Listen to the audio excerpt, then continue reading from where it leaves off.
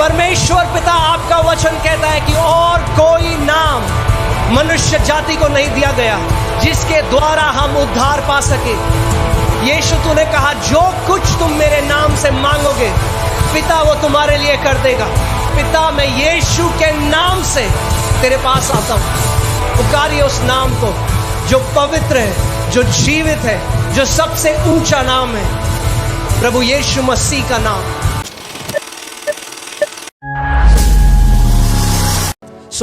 आप जानते हो क्यों इतने ऐसे मसीह हैं जो बढ़ोतरी को नहीं देखते अपने जीवन में? वो चर्च आते हैं, वचन को सुनते हैं, मगर जो बढ़ोतरी उनके जीवन में होनी चाहिए वो नहीं होती। और उसका एक कारण मैं आज आपको बताऊंगा, वो वचन में है कि क्या वो कारण है कि कितने सारे ऐसे मसीह हैं फास्टिंग प्रेयर में भी आ रहे हैं और रविवार को भी आते हैं और सारी सभाओं में आते हैं, मगर वो बढ़ोतरी जो परमेश्वर चाहता है उनके जीवन में वो नहीं देखते। और उसका कारण ये है कि हर एक चीज़ के लिए परमेश्वर ने सिद्धांतों को रखा है। बोलिए सिद्धांत, सिद्धांत। आमीन।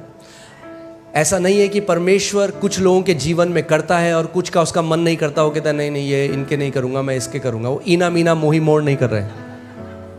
समझ रहे हैं आप?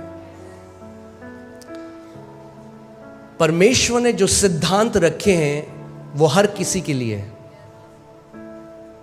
उसका वचन कहता है होशाया 4:6 में कि मेरी प्रजा मेरे ज्ञान न होने के कारण नाश हो गई है।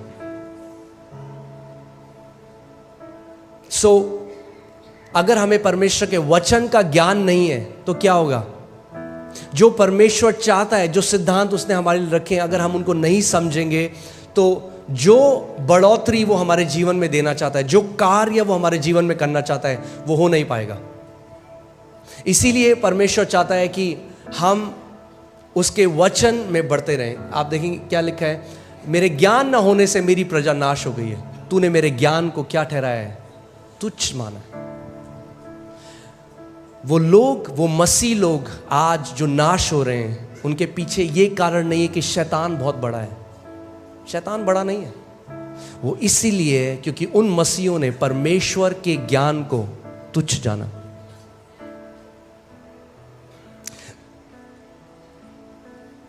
कितने सारे ऐसे मसीह हैं जो सारी प्रेयर मीटिंग में जाते हैं, और अच्छा है, हम लोगों को प्रार्थना बहुत जरूरी है, प्रार्थना हमें करनी है, मगर प्रार्थना भी आप, अगर आपके पास सत्य नहीं है तो आप गलत तरीके से प्रार्थना करेंगे और अपने उत्तर से और दूर चले जाएंगे। आप जानते हैं गलत प्रार्थना करने से आप अपने उत्तर के पास नहीं, दूर चले जाते हैं। कितने लोग ऐसे, कितने मसीह ऐसे हैं उनको उत्तर इसीलिए नहीं मिला क्योंकि उनकी प्रार्थनाएं गलत हैं। इसीलिए हमें क्या करना है? हमें बढ़ना है परमेश्वर के ज्ञान में, उसके डील डॉल में, उस प्रकाशन में जो आत्मा के द्वारा आता है। मेरे ज्ञान न होने के कारण मेरी प्रजा क्या हो गई? नाश हो गई। यानी ध्यान से सुनिए, परमेश्वर की प्रजा नाश हो सकती है क्योंकि उन्हें परमेश्वर का ज्ञान नहीं है। उन्होंने परमेश्वर के ज्ञान को क्या किया? तुच्छ जाना। आमीन। मगर प्रेज गॉड कि आप इस घर में रोपे गए हो। आमीन। परमेश्वर का वचन यिर्मयाह 3:15 में कहता है कि मैं अपने हृदय के अनुसार तुम्हें चरवाहे दूंगा जो तुम्हें ज्ञान और बुद्धि में बढ़ाएंगे। मेरे ज्ञान में, मेरी बुद्धि में वो क्या करेंगे? तुम्हें बढ़ाएंगे। आमीन। और मैं चाहता हूं कि आप ध्यान से आज का वचन सुने, क्योंकि जो कुछ आप अपने जीवन में करते हैं वो इससे ही पैदा होता है। तो मैं आज आपको बढ़ोतरी के लिए बताता हूं। देखिए कितने मसीह ऐसे हैं उनके कानों में ना खुजली है। क्या है खुजली? क्या है? कुछ नया सुनाओ पास्टर। अरे पास्टर ये तो विश्वास तो आपने ऑलरेडी 12 कर रखे, सुन लिया हमने, किताब भी लिख दिया आपने विश्वास के बारे में। कुछ नया सुनाओ पास्टर, कुछ नया। हमें कुछ नया रेवलेशन सुनना है। क्या सुनना है? नया रेवलेशन। जो पुराना सुना है उसके फल हैं कुछ जीवन में?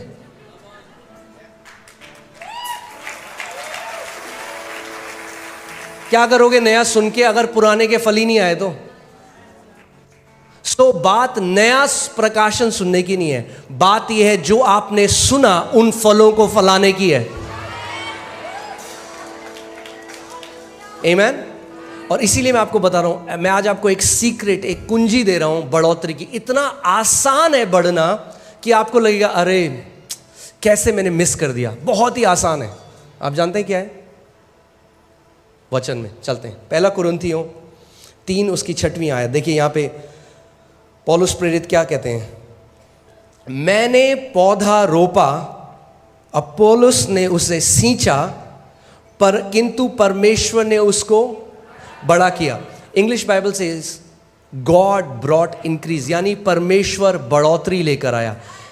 परमेश्वर सीधे बढ़ोतरी नहीं ला सकता आपके जीवन में। ध्यान से सुनिए मेरी बात को। कई लोग कहते हैं प्रभु बढ़ोतरी दे, प्रभु बढ़ोतरी दे। नहीं ला सकता बढ़ोतरी। अगर प्रभु को बढ़ोतरी लानी है तो किसी को पहले बोना पड़ेगा वचन, फिर किसी को उसको सींचना पड़ेगा, फिर बढ़ोतरी आएगी। बढ़ोतरी तीसरा स्तर है। पहला स्तर है बीज को बोना। क्या है पहला स्तर? बीज को बोना। दूसरा स्तर है उसको सींचना, उस पर पानी डालना। आप बेस्ट क्वालिटी का बीज ले आइए, आप कश्मीर जाइए, वहाँ से आप सबसे अच्छा बीज ले आइए सेब का। मगर अगर आपने बीज बो दिया और उसके बाद भूल गए तो क्या होगा? वो बीज कभी भी बढ़ नहीं सकता। और परमेश्वर का वचन हमें मरकुस 4 अध्याय में बताता है, यीशु मसीह ने कहा कि बोने वाला क्या बोता है? बीज। और बीज क्या है? परमेश्वर का वचन। सो पौलुस ने क्या बोया कुरिन्थियों के जीवन में? बीज बोया, यानी वचन बोया। यानी ध्यान से सुनिए, जब आप पहली बार किसी वचन को सुनते हैं तो वो वचन बोया जाता है, यानी प्लांट किया जाता है इंग्लिश बाइबल में, ठीक है। मगर जब आप उसको बार बार सुनते हैं तो वो सींचा जाता है, फिर बढ़ोतरी आती है। कितने मसीह ऐसे हैं उन्हें बार बार नई शिक्षा चाहिए मगर वो उसको सिंचाई नहीं होने देते अपने हृदय में। यानी अगर आपको बढ़ोतरी चाहिए, प्रार्थना से नहीं आएगी। पड़ोसी को बोलो, बढ़ोतरी प्रार्थना से नहीं आएगी। यही कई मसीह लोग नहीं समझते। कई लोग देख रहे हैं दूसरी तरफ, ये क्या सिखा रहे हैं पास्टर, ये आप सही नहीं बोल रहे हो। आई आपके जीवन में बढ़ोतरी, 30 साल से प्रार्थना कर रहे हो। ध्यान से सुनिए, मैं प्रार्थना करने वाला व्यक्ति हूं। हम लोग ऑल नाइट प्रेयर करते हैं, रोज घंटों अन्य भाषा में प्रार्थना बहुत ज़रूरी है, उसकी अपनी एक जगह है। मगर प्रार्थना बिना वचन के कुछ काम नहीं करेगी।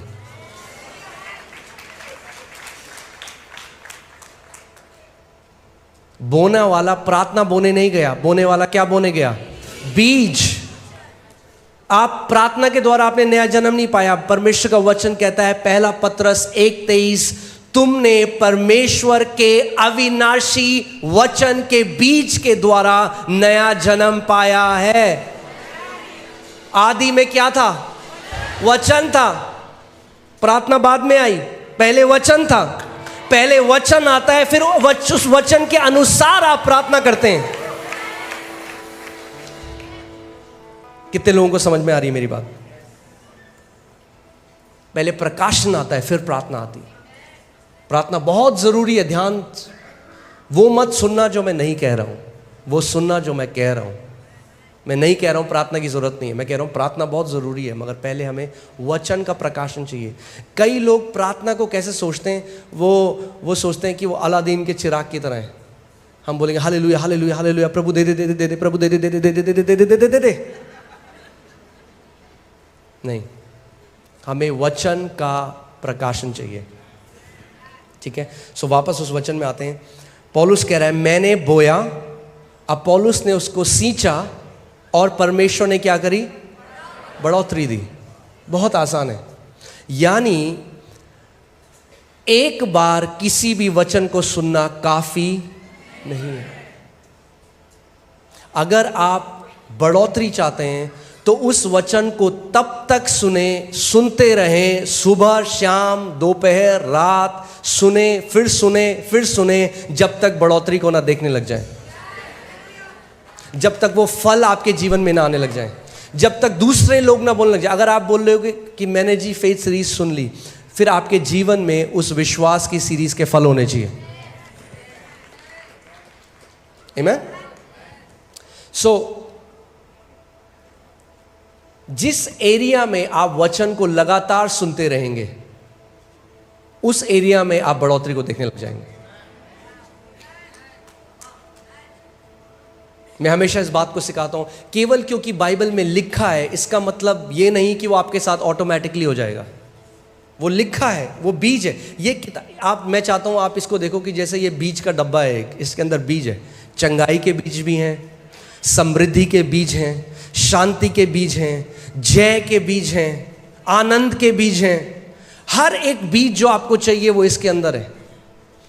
मगर अगर आप बीज पकड़ो, क्या आप उसका फल खा सकते हो? नहीं। बीज फल का है, बीज के अंदर है। मगर आपको बीज को पहले बोना पड़ेगा। और खेत क्या है? पर प्रभु का वचन बताता है मरकुस 4 में, खेत हमारा हृदय है। खेत आपका हृदय है। आमीन। सो आज जो हम बात करना चाह रहे हैं विश्वास के बारे में, रोमियो 1:17 में लिखा है कि सुसमाचार जो हमें दिया गया, सुसमाचार, क्योंकि उसमें यानी सुसमाचार में परमेश्वर की धार्मिकता विश्वास से और विश्वास के लिए प्रकट होती है। जैसे लिखा है, विश्वास से धर्मी जन जीवित रहेगा। जैसे आप ऑक्सीजन से और पानी से जीवित रहते हैं, जितना ज़रूरी आपके लिए ऑक्सीजन और पानी है, उतना ही ज़रूरी धर्मी जन के लिए विश्वास है।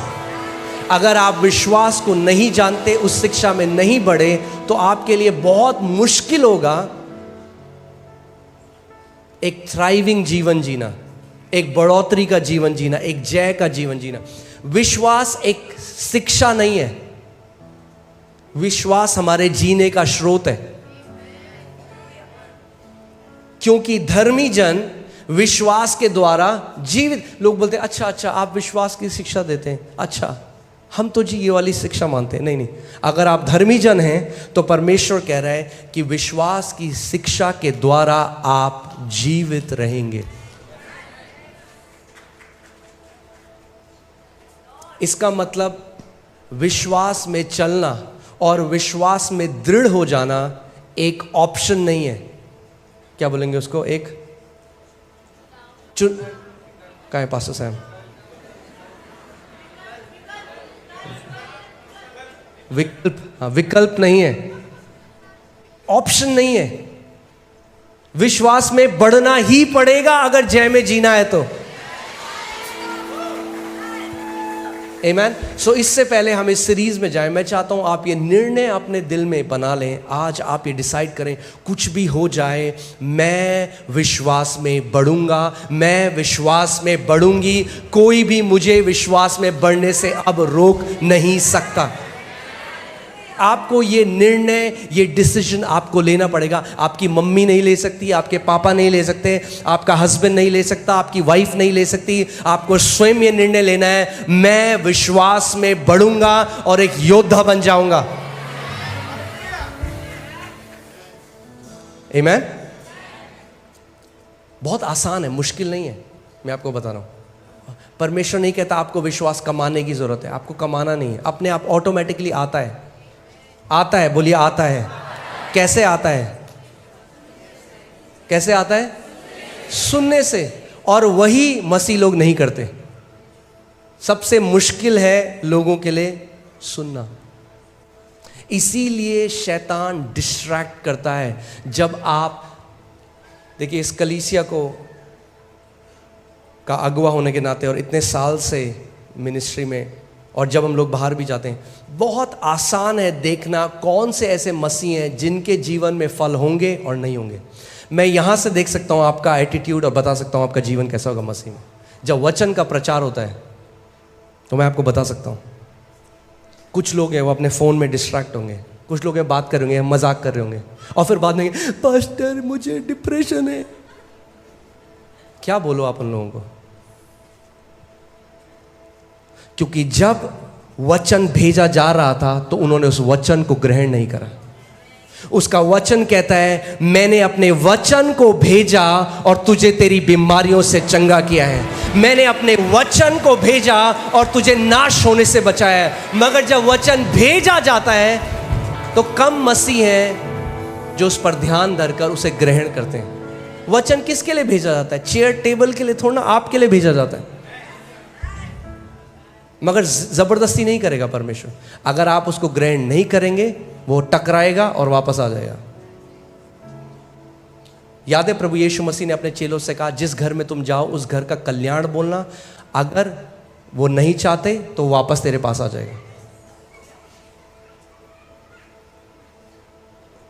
सो विश्वास कैसे आता है? सुनने से आता है। और सुनना कैसे होता है? आप लगाइए रोमियो 10:17।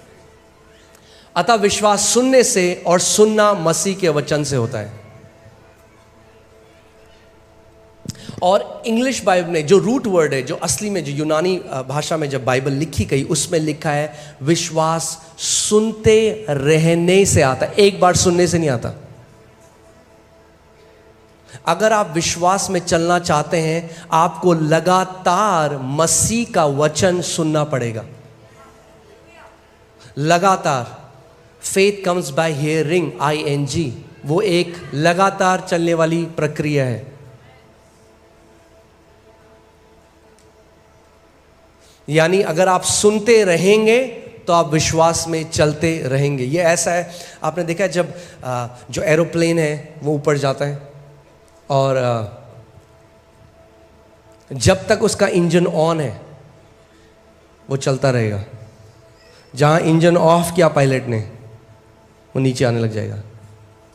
अगर आप चाहते हैं जिंदगी भर आप एक जयवंत जीवन जिए, जिंदगी भर आप एक विक्टोरियस, एक योद्धा की तरह जीवन जिए, तो आप ये नहीं कर सकते कि मैं केवल संडे को वचन सुनूंगा। आपको वचन को सुनते रहना होगा। फिर से faith comes by hearing and hearing by the word of God.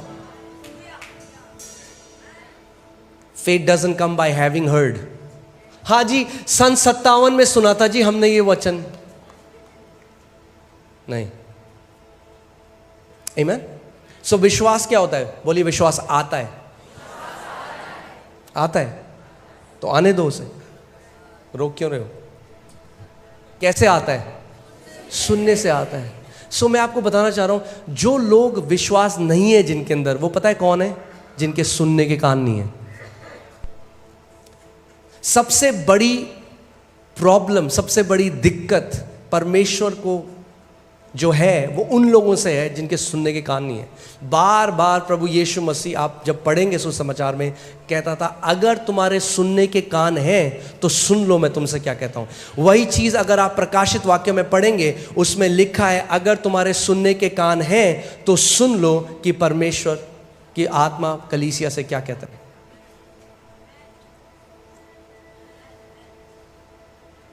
आमीन। सो हमें ध्यान धरकर क्या करना है? सुनना है। परमेश्वर का वचन इन कानों की बात नहीं कर रहा। अगर किसी के सुनने के कान है, सबके ये वाले कान है, मगर वो आपके हृदय के कान, वो आपके एक एटीट्यूड की बात कर रहा है, आपके एक स्वभाव की बात कर रहा है कि जब वचन का प्रचार होता है तो आपके अंदर हृदय का स्वभाव कैसा है उस प्रचार को लेकर। आमीन। मैं आपको एक वचन में ले चलता हूं। हालेलुया। मरकुस जब हम देखते हैं 4 उसकी 13वीं आयत, इसमें लिखा है फिर उसने यानी प्रभु यीशु मसीह ने अपने चेलों से कहा क्या तुम ये दृष्टांत नहीं समझते? सो हम देखते हैं कि प्रभु यीशु मसीह ने एक दृष्टांत को बताया, बीज बोने के दृष्टांत को, और उसने अपने चेलों को बोला कि एक बीज बोने वाला बीज बोने के लिए गया। और आप जानते हैं जब मैं बॉर्न अगेन हुआ, जब मेरा नया जन्म हुआ, मैं चर्च में आने लगा, तो मैंने देखा कि ज़्यादातर जो लोग हैं ना वो वैसा ही जी रहे हैं जैसे पहले जी रहे थे। उनके जीवन में कोई बदलाव नहीं है। उनकी भाषा बदल गई, वो जय मसीह की बोलते हैं, वो हालेलुया बोलने लग गए, मगर जीवन में कोई जय नहीं है, कोई विक्ट्री नहीं है। आज भी डिप्रेशन में है, आज भी कई तो आज भी गालियां देते हैं, आज भी जीवन बिल्कुल वैसे ही है जैसे पहले था, कोई ट्रांसफॉर्मेशन नहीं है। चर्च आते हैं, गाने सीख गए, मसीह गाने गा सकते हैं, मगर जीवन में कोई ट्रांसफॉर्मेशन नहीं है। प्रभु आपके जीवन में ट्रांसफॉर्मेशन चाहता है, एक बदलाव चाहता है। आमीन। और मैंने प्रभु से पूछा, मैंने कहा प्रभु ये ऐसा क्यों है, क्यों इतने सारे मसीह लोग हैं, क्यों उनके जीवन में कोई बदलाव नहीं है? तो परमेश्वर मुझे इस दृष्टांत में ले गया और उसने कहा ये कारण है जो आज भी मेरी कलीसिया में इतने लोग जो हैं उनके जीवन में बदलाव नहीं है। और उसने एक दृष्टांत बताया, और दृष्टांत था, उसने कहा एक बीज बोने वाला बीज बोने के लिए गया, कुछ बीज सड़क के किनारे गिरे, कुछ बीज पथरीली भूमि पर गिरे, कुछ बीज झाड़ियों में गिरे और कुछ बीज अच्छी भूमि पर गिरे। ध्यान से सुनिए इस बात को, बीज एक सा था, सेम बीज, वही बीज, मगर अलग अलग प्रकार की भूमियों पे गिरा। और चेलों को समझ में नहीं आया और जो भीड़ थी उनको भी समझ में नहीं आया। मगर ध्यान से सुनिए, चेले वापस पूछने के लिए आए कि इसका मतलब क्या था। भीड़ ने पूछा भी नहीं, क्यों? क्योंकि उन्हें मतलब ही नहीं था ये क्या बोल रहे हैं। क्योंकि उनको क्या चाहिए था? Pastor, pastor. आज मसीहों की हालत इसलिए है क्योंकि वो ले हैंड को ज्यादा ऑनर करते हैं मगर परमेश्वर के वचन का ऑनर नहीं करते।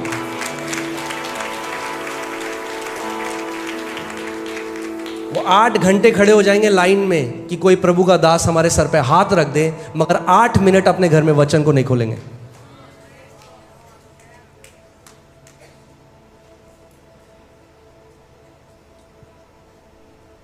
गलत तो नहीं कह रहा? प्रभु यीशु मसीह ने कहा कि क्या तुमको ये समझ में नहीं आया दृष्टांत? अब देखिए, फिर उसने उनसे कहा क्या तुम ये दृष्टांत नहीं समझते? तो फिर और सब दृष्टांतों को क्यों कर समझोगे? इंग्लिश बाइबल में लिखा है, वो कह रहा है कि अगर तुम इसको नहीं समझते तो तुम कुछ भी नहीं समझोगे परमेश्वर के राज्य में। यानी ये जो दृष्टांत है ये सारे और दृष्टांतों की नींव है। वो कह रहा है क्या तुम इसको नहीं समझते? क्योंकि अगर इसको नहीं समझते तो बाकी कुछ नहीं समझ सकते। क्योंकि मैं जो आगे तुम्हें बताने वाला हूं, जो चीजें बताने वाला हूं, तुम वो भी नहीं समझोगे अगर तुम इसको नहीं समझते। आमीन। दूसरी आयत, बोने वाला क्या बोता है? बोने वाला क्या बोता है? वचन बोता है। आप संडे को क्यों आते हो यहां पे? लाइट के लिए नहीं, म्यूजिक के लिए नहीं, आप आते हो कि बोने वाला वचन बोता है। आप वचन को ग्रहण करने के लिए आते हो। You come to receive the word.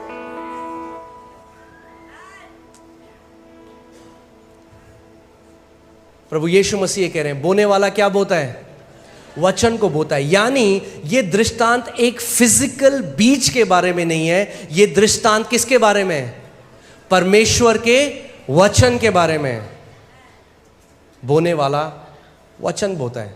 अगली आयत, जो मार्ग के किनारे के हैं, जो मार्ग के किनारे के हैं जहां वचन बोया जाता है, ये वे हैं कि जब उन्होंने सुना तो शैतान तुरंत आकर वचन को जो उनमें बोया गया था उठा ले जाता है। अब मैं चाहता हूं कि आप ध्यान धरकर सुने कि परमेश्वर का वचन क्या कह रहा है।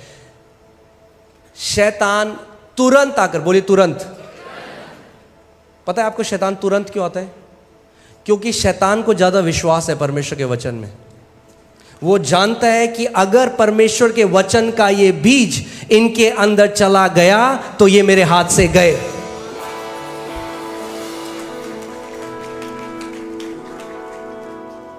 शैतान क्या चुराने आया? हाँ, क्या चुराने आया? वचन।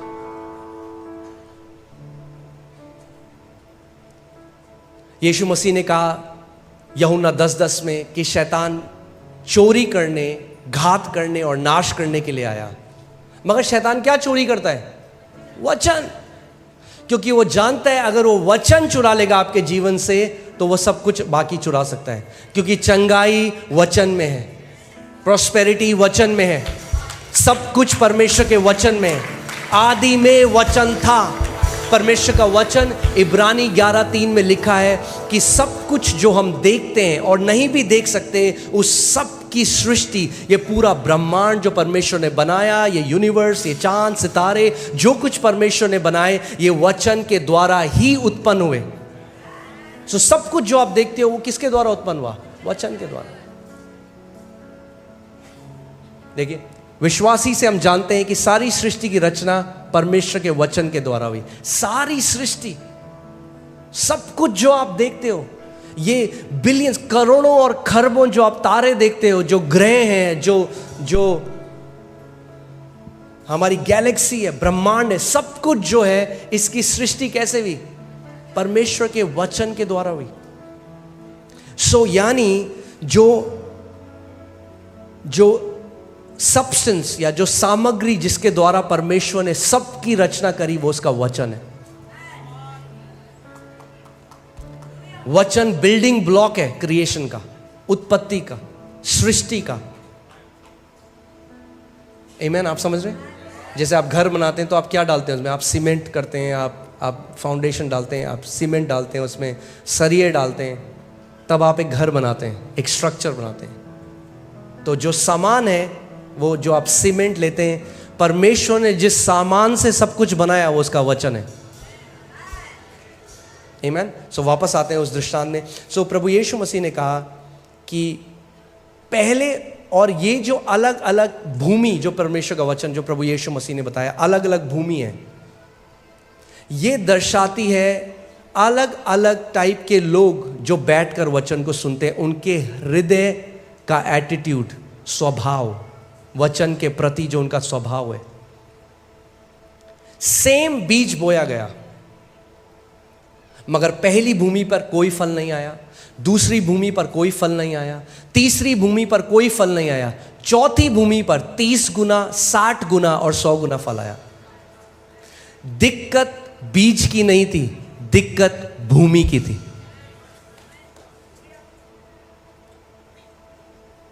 सो पहला टाइप का बीज जो है वो सड़क के किनारे गिरा, और मुझे कभी समझ में नहीं आया था ये। तो मैंने एक दिन परमेश्वर से पूछा, मैंने कहा प्रभु ये सड़क के किनारे क्या है? सड़क के किनारे कौन बोता है कुछ? और प्रभु ने मुझसे बोला कि सड़क के किनारे तुझे क्या दिखता है? और आज भी जब मैं आ रहा था तो मैं सड़क के किनारे देख रहा था। क्या दिखता है आपको सड़क के किनारे? आपको दिखेगा कूड़ा। सुबह जो झाड़ू मारता है सड़क के किनारे, सारे गुटखे के पैकेट, दूध की थैलियाँ, कुरकुरे के पैकेट, सारा जो कूड़ा है वो आपको सड़क के किनारे।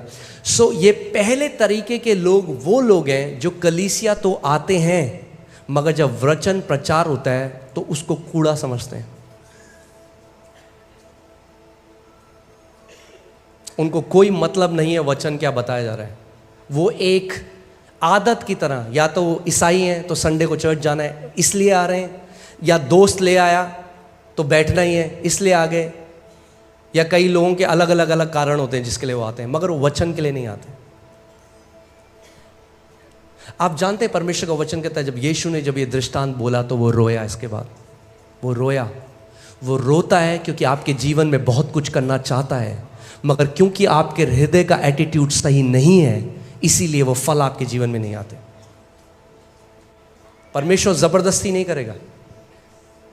सो पहले समय के लोग वो हैं जो जब वचन चल रहा है वो ध्यान नहीं दे रहे।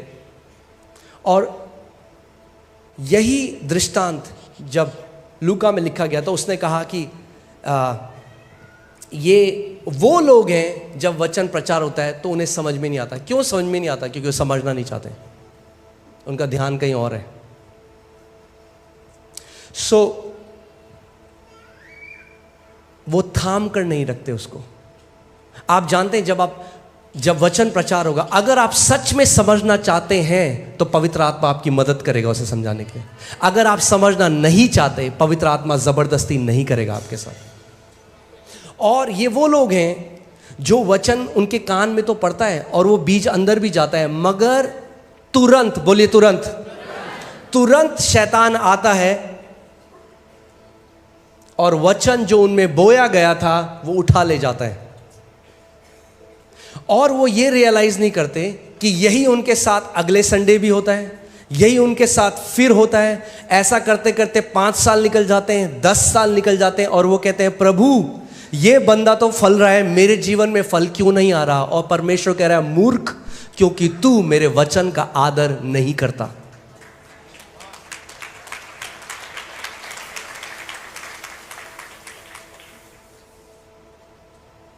तो आज मैं आपसे पूछना चाहता हूं, आपका एटीट्यूड क्या है परमेश्वर के वचन के लिए? मैं देखता हूं कुछ लोग जल्दी भी आते हैं, आखिरी की सीट में बैठते हैं। मुझे समझ में नहीं आता कैसे। जब मैं कलीसिया जाता था, मैं सबसे आगे बैठता था, जल्दी आकर। मुझे पता था आज प्रभु मेरे पास्टर के द्वारा मुझसे बात करेगा, और हर संडे प्रभु करता था, क्योंकि वो कहता है मैं तुम्हें अपने हृदय के अनुसार चरवाहे दूंगा।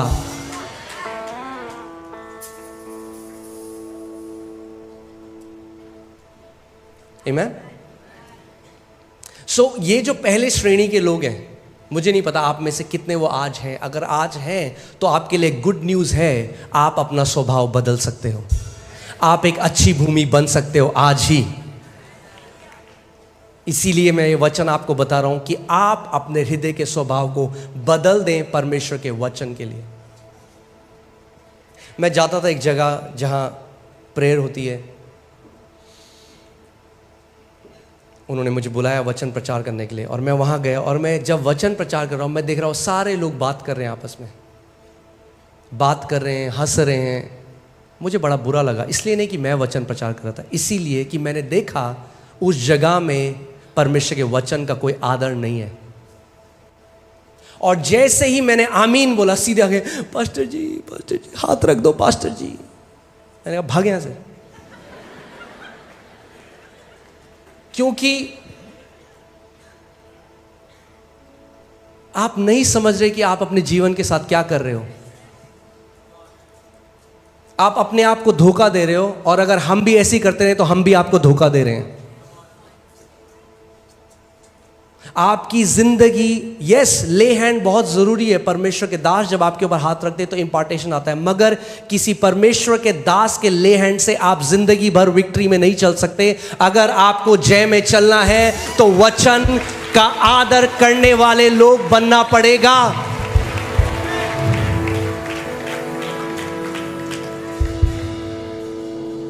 उसके बाद उन्होंने बहुत मुझे इनवाइट किया, आप वापस आइए। मैंने कहा मैं नहीं आऊंगा, मैं नहीं आऊंगा। जिस जगह परमेश्वर के वचन का आदर नहीं है, मैं नहीं जाऊंगा।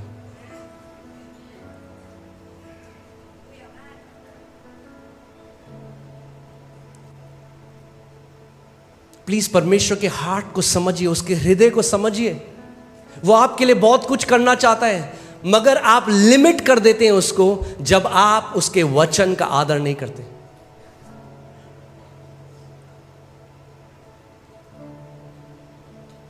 क्योंकि आपके जीवन में जो भी फल है, चाहे वो चंगाई, आप जानते हैं चंगाई एक फल है, चाहे वो चंगाई हो, चाहे वो समृद्धि हो, चाहे वो शांति में रहना हो, चाहे वो एक अच्छी शादी हो, एक अच्छी मैरिज हो, चाहे आपके जीवन में जो कुछ भी अच्छे फल हैं वो बीज से ही आते हैं। और ये वो लोग हैं जो हर बार वचन को जब सुनते हैं, सुनकर भी नहीं सुनते, शैतान आता है और बीज को इनके जीवन से लेकर चला जाता है। और वो सोचते हैं कि क्यों प्रभु हमारी प्रार्थना नहीं सुनता।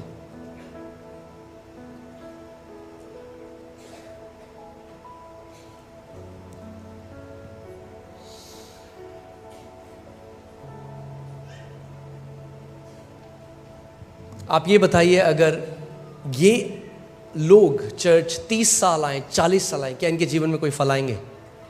फल क्यों नहीं आएंगे? क्योंकि कभी बीज अंदर गया ही नहीं।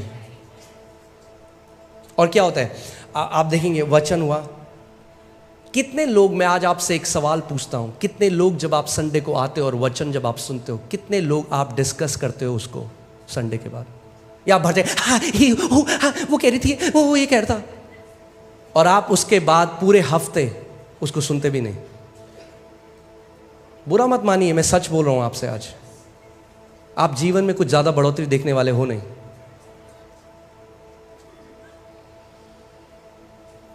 आप जानते हैं, डॉक्टर पट्टा हम लोगों को बता रहे थे, वो अफ्रीका गए, एक परमेश्वर के दास हैं डॉक्टर ओएडेपो, उनके यहाँ पे, वहाँ पे सुबह 5 बजे उनकी एक मीटिंग होती है, साल में एक बार होती है, और वहाँ करीबन 5 लाख लोग आते हैं उस मीटिंग में। और बाहर मैदान है बड़े, 2 चेयर लगाते हैं, उसके ऊपर कंबल रखते हैं और उसके अंदर सो जाते हैं।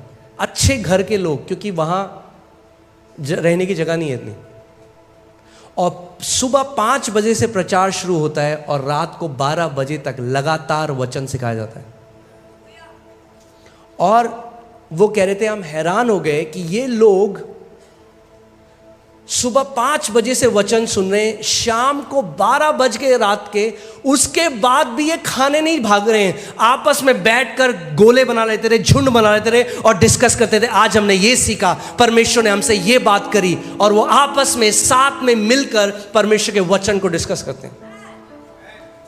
और ये सारे वो लोग हैं जो आज जय में जी रहे हैं, आज मल्टी मिलियनेयर्स हैं, वहां पे बड़ी बड़ी कंपनीज हैं इन लोगों की।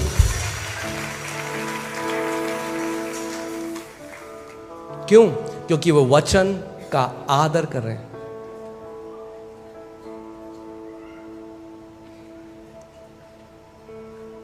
इसीलिए मैं आज की जवान पीढ़ी को कहना चाहता हूं, वो वर्शिप कहीं होगा तो वो भागेंगे वर्शिप में। अच्छी बात है, वर्शिप बहुत जरूरी है, हम लोगों को वर्शिप करना है, मगर वर्शिप आपकी ऑफरिंग है परमेश्वर के लिए। जो आप वर्शिप करते हो आप परमेश्वर को देते हो, मगर जब आप वर्शिप उसको देते हो तो वो अपना वचन आपकी तरफ भेजता है। अगर आप वचन को ग्रहण ही ना करो तो कैसे आप जय में जियोगे?